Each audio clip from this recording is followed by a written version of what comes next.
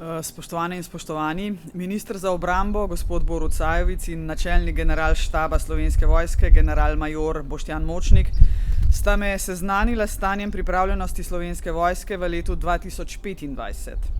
Smo na sedežu 430. mornariškega diviziona, ki izvaja pomembne naloge na področju nadzora morja, iskanja, reševanja in pomoči na morju ter pomorske varnosti. Ministru, načelniku generalštaba in poveljniku diviziona se seveda najprej na začetku zahvaljujem za gostoljubnost.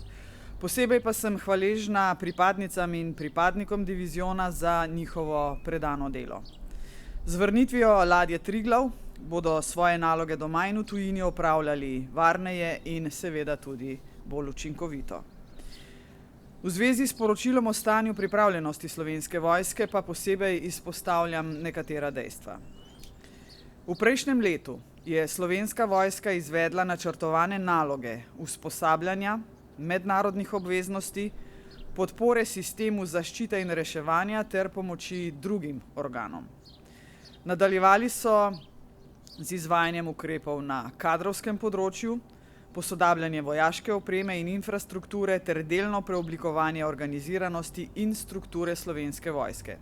Naj na tem mestu dodam, da danes kot predsednica Republike Slovenije četrtič poslušam poročanje Slovenske vojske in iz leta v leto sem s tem poročanjem bolj zadovoljna, in ko sem ravno omenila kadrovsko področje, naj povem, da z največjim veseljem spremljam podatke, da je v zadnjih nekaj letih, predvsem v zadnjih 2 letih, v vojsko prišlo več ljudi, kot jih je iz vojske odšlo, in mislim, da smo na to lahko ponosni.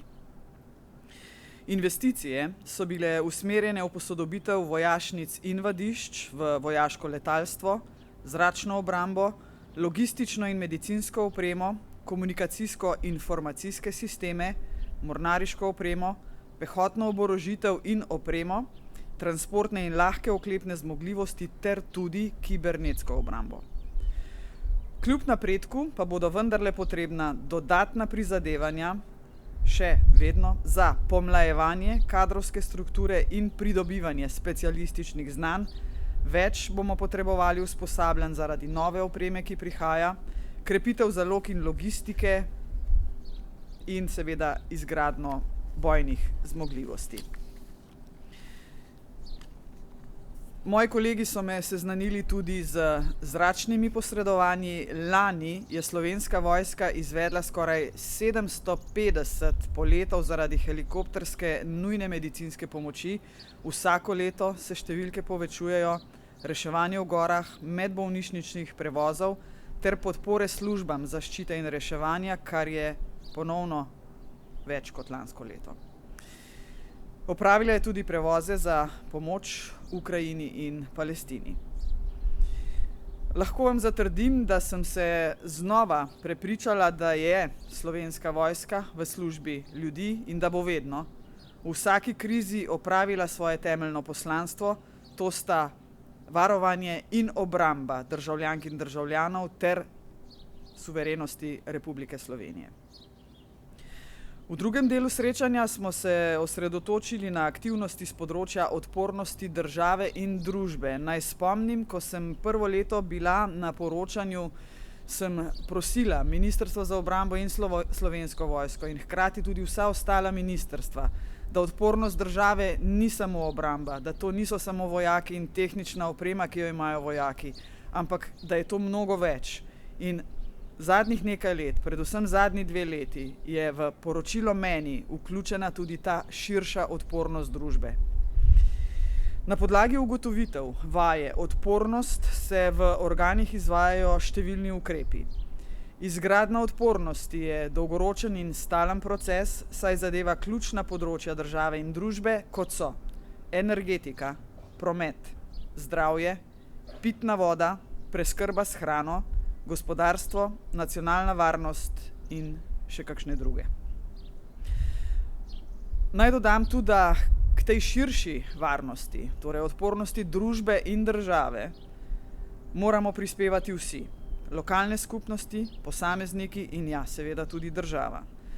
Da to zmoremo s pripadnostjo, medsebojno pomočjo in vrednotami skupnosti, pa smo v Sloveniji v preteklosti že večkrat dokazali.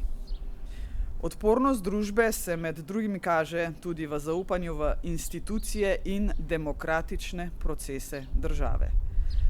V teh dneh sta najbolj aktualna oskrba z energenti in seveda izvedeni volilni proces.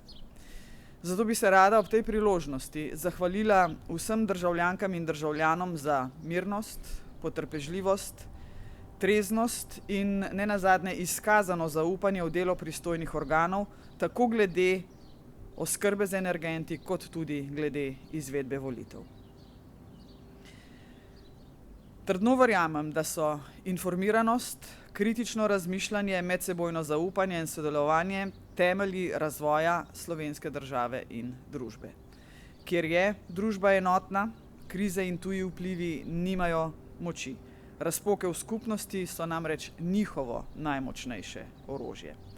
Zato je največja moč Republike Slovenije v enotnosti ljudi, ki prebivamo tu. In za zaključek, za to enotnost si moramo vsi skupaj prizadevati vsak dan. Najlepša hvala, toliko za začetek z moje strani. Hvala lepa, gospa predsednica. Gospod minister za obrambo, beseda je vaša. Spoštovana vrhovna poveljnica, predsednica države, gospa Nataša Pirc Musar, hvala lepa za vaš obisk v Ankaranu. V življenju štejejo in ostanejo dejanja. Z vašim prihodom ste pokazala in dokazala, da Slovenija je in ostane pomorska, ne samo obmorska država. Poročilo je kratko in jedrnato. Se uspešno moderniziramo, kadrovsko krepimo, opremljamo in rastemo. Številke, podatke in rezultati ne dopuščajo prav nobenega dvoma. Obdobje od 2022 do 2026 je obdobje, v katerem je bilo v 35-letni zgodovini te države v obrambo, odpornost in varnost vloženo največ. Nismo še na cilju, težko ga bo doseči. Čas je poln izzivov, ampak pot in pa smer, po kateri hodimo, je obetavna. Jaz se zahvaljujem vsem sodelavkam in sodelavcem na ministrstvu, v Slovenski vojski, kabinetu predsednice za vzorno, izjemno sodelovanje. Hvala lepa tudi tebi, general, načelnik generalštaba. Že po nekaj mesecih se pozna, da gremo in zmoremo še bolje, še uspešneje, ker naključij ni, mogoče naj ne bo spregledano, da je v teh dneh tudi generalni sekretar zavezništva poročal o izdatkih držav članic zavezništva in da izsledki niso taki, kot so nas nekateri v tej državi z izrednimi sejami zopet prepričevali 14 dni nazaj v nekaj nasprotnega. Odpornost in varnost sta pomembna, zaključujem z zahvalo tisočem in tisočim pripadnicam in pripadnikom sistema za zaščito in reševanje, ki od včeraj na Gorenjskem, na Koroškem, na Štajerskem in pa na Primorskem zagotavljajo prevoznost cest, normalno delovanje elektrodistribucijskega sistema in pomagajo pri ljudem pokrivati strehe. Poglejte, malo pogooglejte, kaj in s koliko negativne konotacije smo govorili o sistemu SI-alarma.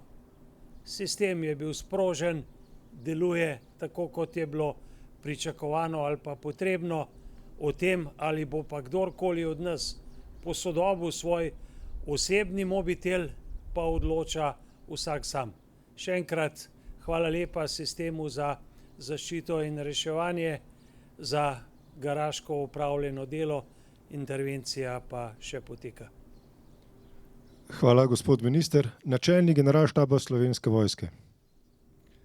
Lep pozdrav, spoštovana predsednica, vrhovna poveljnica obrambnih sil, spoštovani minister.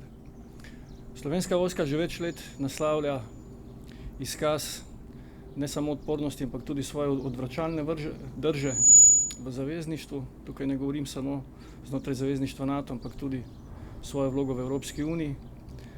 V lanskem letu, kot informacija, skoraj 1000 pripadnikov Slovenske vojske je v tekočem letu bilo vpleteno v takšno ali drugačno vlogo ali znotraj zavezništva EU ali pa zavezništva NATO. Leto 2025 napram prejšnjim letom je bilo specifično po tem, da se je organizaciji zgodilo preoblikovanje, ambicije so bile povečane po drugačni strukturi, po bolj robustni, ki zahtevajo in kličejo po višji odzivnosti in seveda tudi večji vzdržljivosti. V minulem letu se je to naslavljalo skozi posodabljanje različnih segmentov oboroženih sil, oborožitvenih sistemov, orožja, naslavljanja mladih in kadrov, kjer so številke največje v zadnjih letih, do sodobnih in posodobitve sodobnih vadbišč, strelišč in tako naprej. Ta proces ne bo zaustavljen, kliče po svojem nadaljevanju in daje seveda zavezo po Slovenski vojski ta trenutek danes in tudi prihodnje, da bo izgrajena do konca v celoti v vseh segmentih in bo izpolnjevala naloge, ki jih veleva zakon. Hvala. Hvala lepa načelniku Generalštaba Slovenske vojske, generalmajorju Boštjanu Močniku. Sledi prvo vprašanje, prosim, da poveste, iz katerega medija prihajate in komu je vprašanje namenjeno. Vprašanje, tukaj smo se malo dogovorili, da ga postavim jaz, Televizija Slovenija, ampak je vprašanje namenjeno tudi drugim medijem. Najprej glede posodabljanja, oboroževanja, nakup Patrie se je nekoliko zamaknil. Zdaj ne vem, za koga je to vprašanje, morda za vas. Kdaj je to predvideno, ker bi s tem verjetno tudi dopolnili oziroma sestavili še 2 enoti, 2 bataljona ali kako je s tem? Kako je z nakupom Patrie, skratka? Minister, lahko najprej samo moj vidik, minister bo seveda vedel več o časovnici. Glede na opremljenost Slovenske vojske je bistven element nakup kolesnikov 8x8. Ta nakup bi seveda tudi bistveno izboljšal sliko pripravljenosti Slovenske vojske, zato z moje pozicije, z mojega mesta vendarle apel novi vladi, kakršnakoli že bo, da se ta posel spelje v čim krajšem možnem roku. 2% obrambnih izdatkov smo dosegli po več kot desetletju od takrat, ko smo obljubili. Postopek nakupa Patrie in opreme srednje bataljonske in izvidniške bojne skupine zaradi korupcijske afere, ki je zastarala, traja že 15 let. Zame, kot aktualnega ministra, je ključno, kakšne bodo Patrie, bodo ustrezale in odgovarjale na izziv današnjega časa in pa še izjemno pomembno, kolikšen delež bo na njih slovenskega znanja in pa slovenske industrije. To se mi zdi ključno, kajti v svetu, ki je poln nemira, si ne želim biti odvisen od tujega servisiranja, od tujega vzdrževanja. Jaz sem prepričan, da je nakup s slovenskim ponosom, zaupanjem v slovensko gospodarstvo moč izvesti v letošnjem letu. Ključno pa je, ali se bomo odločili in ponosno kot suverena država zaupali slovenskemu znanju in sodelovanju z zavezniki. Lahko še eno vprašanje. Med volitvami smo veliko govorili o obveznem služenju vojaškega roka. Slovenske fante to zelo zanima. Ali še kaj razmišljamo o tem? Slovenske fante zelo zanima in tudi dekleta prostovoljno služenje vojaškega roka, temeljno vojaško usposabljanje. Zelo jih zanima, ker smo v 4 letih iz 80 štipendij danes prišli na 900. Zanima jih, ker je bil sprejet zakon o službi v Slovenski vojski, ki poštenemu delu daje pošteno plačilo. Trenutno so razmere take, da s tem, da rečemo, da je obramba domovine čast in ponos, ne pa prisila in obveza, lahko nadaljujemo in se ustrezno kadrovsko krepimo. Podatke za leto 2025, 387 novih pripadnic in pripadnikov v sistemu, v Stasu in pa v rezervnih silah. Torej, lepa beseda tudi na področju varnosti in obrambe najde lepo mesto, ukolikor se bodo pa stvari v svetu zaostrile, se je pa tega moč lotiti tudi drugače. Jaz lahko dodam samo to, da odločitev o tem, ali se bo spremenilo sistem nazaj v naborniškega, to zagotovo terja nek tehten premislek in seveda tudi širšo družbeno razpravo, za katero se bom sama zauzemala, če bodo zadeve šle v to smer. Ampak kot je povedal minister, zaenkrat na prostovoljni bazi številke rastejo, tudi pogodbena sestava je bistveno višja kot ob poročanju lansko leto in to so številke, ki meni dajo neko upanje, da je vendarle prostovoljna odločitev tista prava odločitev za vstop v Slovensko vojsko.